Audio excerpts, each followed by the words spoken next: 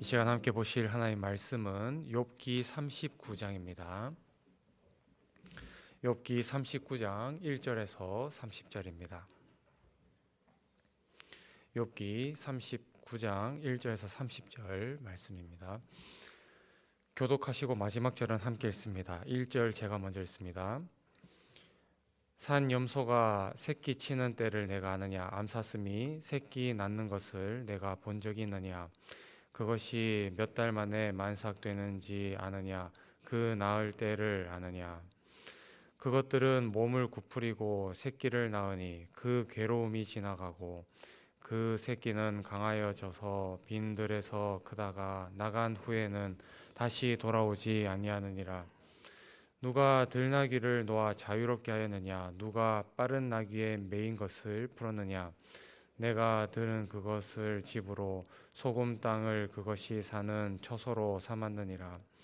들나귀는 성읍에서 짓거리는 소리를 비웃나니 나귀 치는 사람이 지르는 소리는 그것에게 들리지 아니하며 초장 언덕으로 두루 다니며 여러 가지 풀을 찾느니라.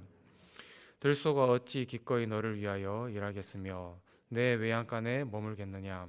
내가 능히 줄로 매어 들소가 이랑을 갈게 하겠느냐? 그것이 어찌 골짜기에서 너를 따라 썰애를 끌겠느냐? 그것이 힘이 세다고 내가 그것을 의지하겠느냐? 내 수고를 그것에게 맡기겠느냐? 그것이 내 곡식을 집으로 실어오며 내 타작마당에 곡식 모으기를 그것에게 의탁하겠느냐? 타조는 즐거이 날개를 치나 학의 깃털과 날개 같겠느냐? 그것이 알을 땅에 버려두어 흙에서 더워지게 하고 발에 깨어질 것이나 들짐승에게 밟힐 것을 생각하지 아니하고 그 새끼에게 모질게 대함이 제 새끼가 아닌 것처럼 하며 그 고생한 것이 헛되게 될지라도 두려워하지 아니하나니 이는 하나님이 지혜를 베풀지 아니하셨고 총명을 주지 아니함이라. 그러나 그것이 몸을 떨쳐 뛰어갈 때에는 말과 그 위에 탄 자를 우습게 여기느니라. 말의 힘을 내가 주었느냐? 그 목에 흩날리는 갈기를 내가 입혔느냐? 내가 그것으로 메뚜기처럼 뛰게 하였느냐? 그 위험스러운 콧소리가 두려우니라. 그것이 골짜기에서 발굽질하고 힘 있음을 기뻐하며 앞으로 나아가서 군사들을 맞되 두려움을 모르고 겁내지 아니하며 칼을 대할지라도 물러나지 아니하니 그의 머리 위에 화살통과 빛나는 창과 투창이 번쩍이며 땅을 삼킬 듯이 맹렬히 성내며 나팔 소리에 머물러 서지 아니하고 나팔 소리가 날 때마다 힝힝 울며 멀리서 싸움 냄새를 맡고 지휘관들의 호령과 외치는 소리를 듣느니라. 매가 떠올라서 날개를 펼쳐 남쪽으로 향하는 것이 어찌 내 지혜로 말미암음이냐. 독수리가 공중에 떠서 높은 곳에 보금자리를 만드는 것이 어찌 내 명령을 따름이냐. 그것이 낭떠러지에 집을 지으며 뾰족한 바위 끝이나 험준한 데 살며 거기서 먹이를 살피나니 그 눈이 멀리 봄이며 그 새끼들도 피를 빠나니 시체가 있는 곳에는 독수리가 있느니라. 아멘. 어제 살펴본 38장 말씀에서는 자신이 처한 상황에 깊은 탄식과 원망을 쏟아내는 욥에게 하나님께서는 당신이 창조한 온 우주와 세상의 창조 질서에 대해서 말씀하십니다. 그것들은 욥 이전에 생각해 본 적도 없고 이해할 수도 없는 거대한 세계였습니다. 그렇기에 욥이 기존에 갖고 있던 하나님에 대한 지식은 철저하게 부서지게 되었습니다. 그 세계를 이해하려고 하면 할수록 그 광대함에 입이 다물어지지 않았기 때문입니다. 이렇듯 38장에서 드러난 하나님에 대한 거시적 관점의 지식은 오늘 38장, 39장으로 넘어오면서 미시적 관점으로 다시 조명되고 있습니다. 오늘 본문 1절입니다. 산 염소가 새끼 치는 때를 내가 아느냐? 암사슴이 새끼 낳는 것을 내가 본 적이 있느냐? 1절에서 산 염소는 구체적으로 암벽에서 사는 야생 염소를 가리킵니다. 이 야생 염소는 주로 절벽과 바위가 많은 곳에서 서식하기 때문에 일반 사람들이 야생 염소를 보기란 매우 어려웠고, 또 더욱이 은밀하게 이루어지는 그들의 분만의 때를 안다는 것은 거의 불가능에 가까웠습니다. 흥미로운 것은 사람이 보지도 않고 또 사람의 손이 닿지도 않는 이러한 동물들이 아주 적절한 때에 또 아주 적절한 방법으로 번식도 하고 있으며 먹이도 찾고 또 그들의 삶이 행복하게 잘 살더라는 것입니다. 왜 그렇습니까? 인간은 야생 동물의 삶과 그 본질을 규명조차 못하고 있었지만 하나님께서는 그들을 다스리고 통치하시는 분이시기 때문입니다. 욥은 3장에서 극한의 고통의 때를 경험하면서 자신의 출생에 대하여서 무지막지한 말로 저주를 한 적이 있었습니다.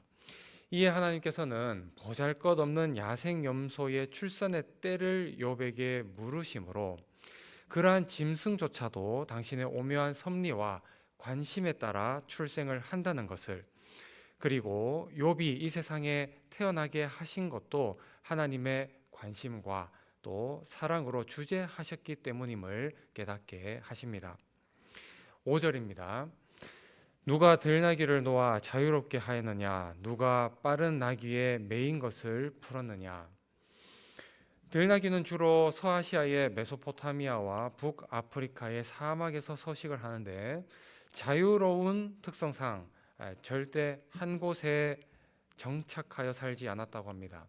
게다가 들나귀는 동작이 빠르고 또 습성이 난폭하여서 쉽게 길들일 수조차 없었다고 합니다. 때문에 창세기 16장에서는 이스마엘의 폭력적 성품을 들나귀에 비유하였고, 또 예레미야는 바알을 섬기는 우상 숭배자들의 마음을 들나귀의 욕정에 비유할 만큼 성경도 들나귀에 대해 부정적인 평가를 하고 있었습니다. 그러나 하나님께서는 들나귀의 자유분방함도 당신의 섭리의 결과라고 말씀하고 있습니다.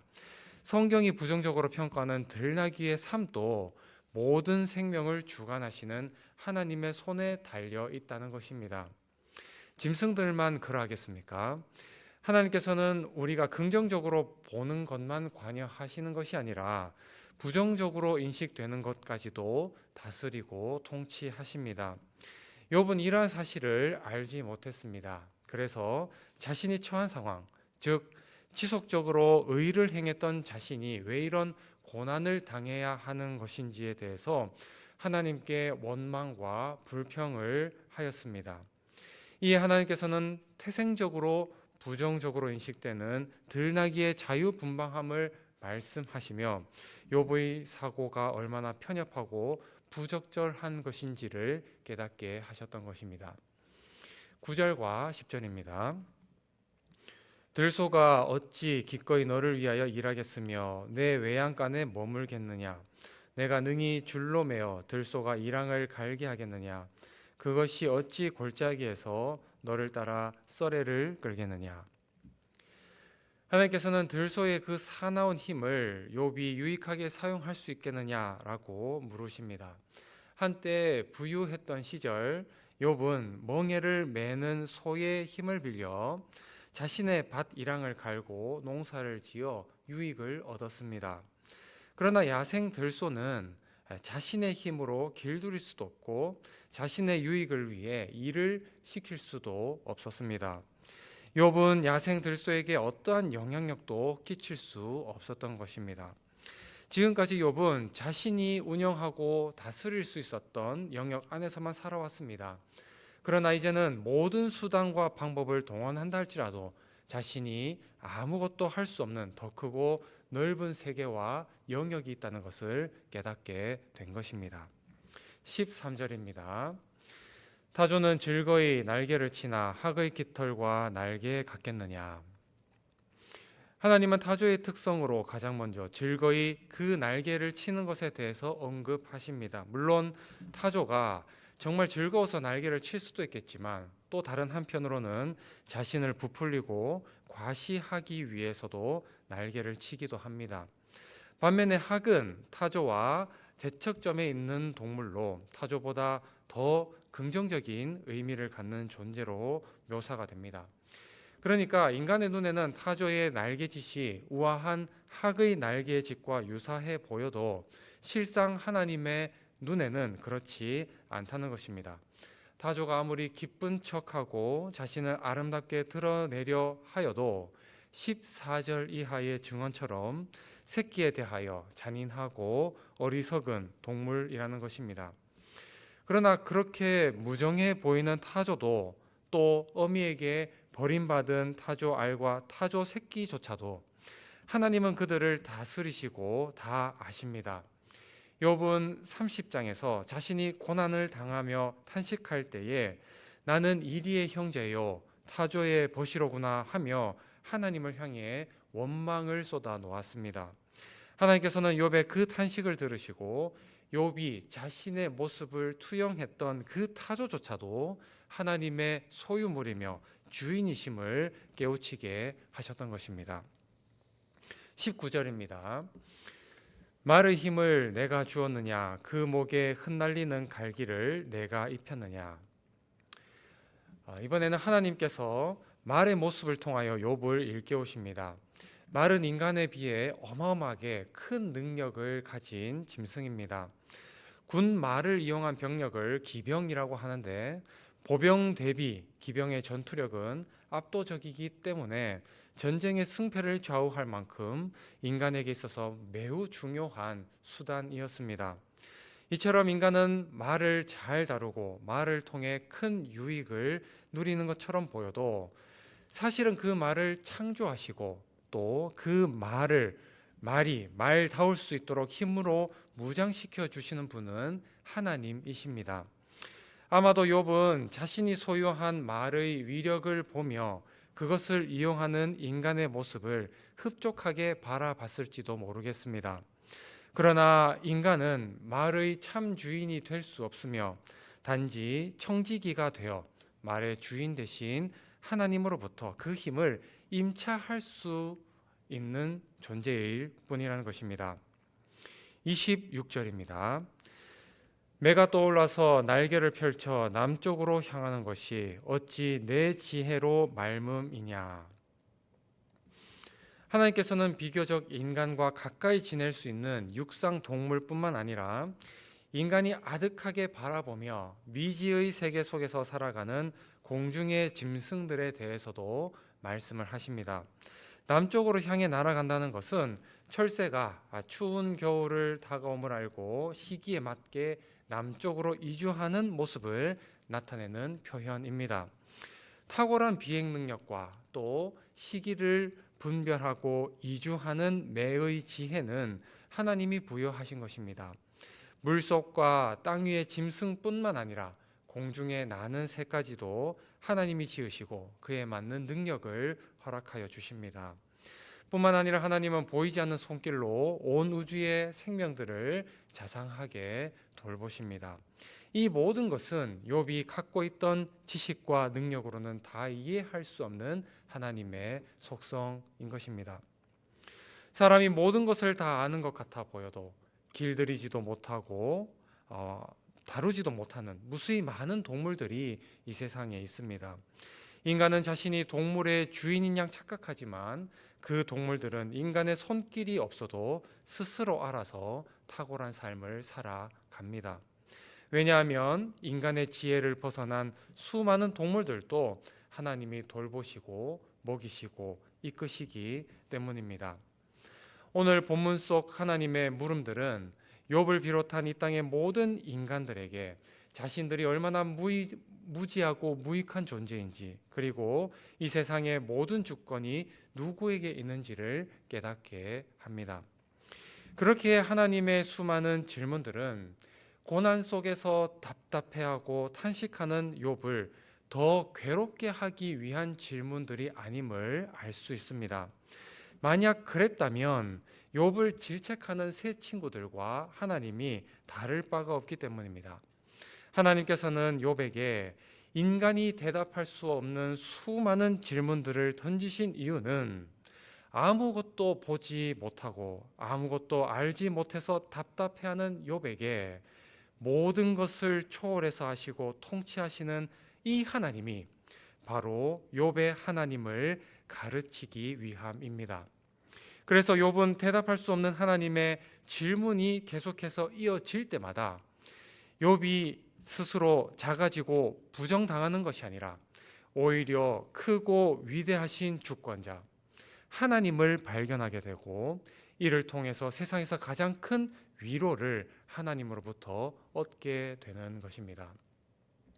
사랑하는 교우님들, 우리와 함께 하시는 하나님은 우리의 생각과 지식을 초월하시며 온 세상을 통치하시는 주권자가 되십니다. 그리고 그분은 당신의 독생자를 내어주시기까지 우리를 사랑하십니다. 그 주님을 향하여 우리의 창문을 활짝 여십시다. 고난 중에 낙심한 욥에게 선명하고 분명하게 다가오신 그 주님의 손길이 2024년 대림절을 보내는 우리 모든 100주년 기념교회 교우님들에게 온전히 경험되어지는 은혜가 있으시기를 주님의 이름으로 축원합니다. 기도하시겠습니다. 주님, 우리는 너무나 연약하고 한계투성이인 존재임을 고백합니다. 하나님께서 스스로 계시하여 주시기 전까지 우리는 하나님을 알지도 의와 선을 행할 줄도 모르는 죄인이었습니다. 그럼에도 우리는 우리에게 임마누엘 하나님으로 찾아와 주시고 우리의 영안을 열어 주님을 보고 깨닫게 하시니 감사드립니다. 우리의 삶의 욥처럼 사방이 막혀 답답하고 낙심되는 순간에도 나의 능력과 힘을 의지하기보다 모든 것을 아시고 이 세상을 통치하시는 하나님께 창문을 열어 드림으로 기쁨과 찬송이 넘치는 인생을 살게 하옵소서. 오늘도 그러한 믿음으로 발걸음을 옮깁니다. 늘 선하고 복된 길로 인도하여 주옵소서. 예수님의 이름으로 기도드립니다. 아멘.